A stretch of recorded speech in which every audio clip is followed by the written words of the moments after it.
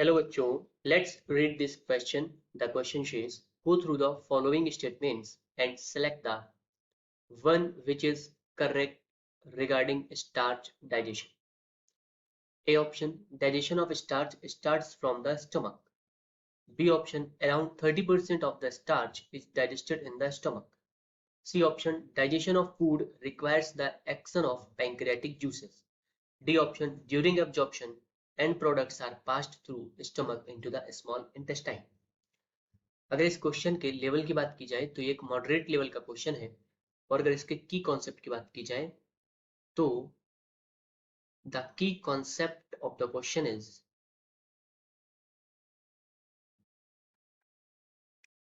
Starch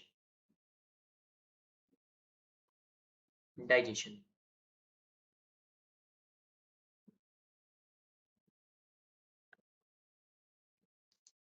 starch का digestion जो होता है वो माउथ से शुरू हो जाता है.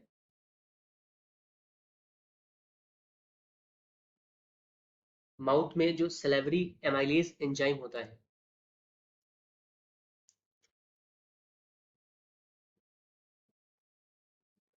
वो स्टार्च का डाइजेशन स्टार्ट कर देता है. माउथ में स्टार्च का लगभग 5% डाइजेशन हो जाता है. इसके बाद इसमें ऑप्शंस में स्टमक के बारे में बताया गया है कि स्टमक में स्टार्च का डाइजेशन होता है. अगर हम स्टमक की बात करें तो स्टमक में जानते हैं कि फूड जो होता है वो लगभग 4 घंटे तक स्टोर रहता है, पर स्टमक में वहां पर कोई भी स्टार्च का डाइजेशन नहीं होता है. No further breakdown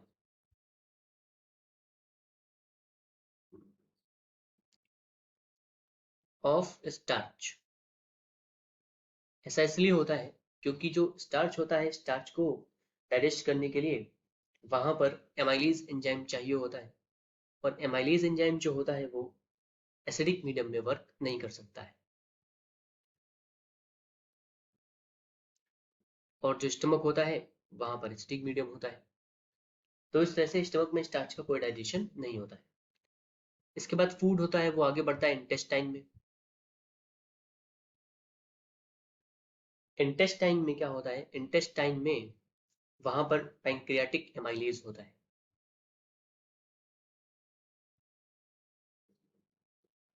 pancreatic amylase, ये पैंक्रियाटिक एमाइलेज जो होता है वो इंटेस्टाइन में स्टार्च पर वर्क करता है और स्टार्च को माल्टोज में ब्रेक कर देता है. जो फूड होता है, फूड पर बहुत सारे डाइजेस्टिव एंजाइम्स का एक्शन होता है, और फिर फाइनली उनका डाइजेशन होने के बाद एब्जॉर्प्शन होता है. पैंक्रियाटिक जूस, पैंक्रियाटिक जूस जो होते हैं वो फूड पर एक्शन करते हैं. अब हम ऑप्शंस पे आते हैं. पहला ऑप्शन दिया गया है digestion of starch starts from the stomach, जो कि रॉन्ग स्टेटमेंट है. यहाँ पर हमें करेक्ट ढूंढना है स्टार्च डाइजेशन के रिगार्डिंग. बी ऑप्शन हमें दिया गया है और उसमें लिखा है कि around 30% of starch is digested in the stomach, जो कि रॉन्ग स्टेटमेंट है. सी सी में लिखा है digestion of food requires the action of pancreatic juices. अभी मैंने आपको बताया कि फूड पर पैंक्रियाटिक जूसेस जो होते हैं वो वर्क करते हैं और फिर इनसे डाइजेशन होता है. फूड में फूड जो हम लेते हैं उसमें कार्बोहाइड्रेट होता है, प्रोटीन होता है, फैट होता है. उन पे पैंक्रियाटिक जूस या और भी इंटेस्टाइनल जूस जो होते हैं वो सारे वर्क करते हैं और फिर उनका डाइजेशन होता है. तो इस तरह से सी स्टेटमेंट जो है वो सही है.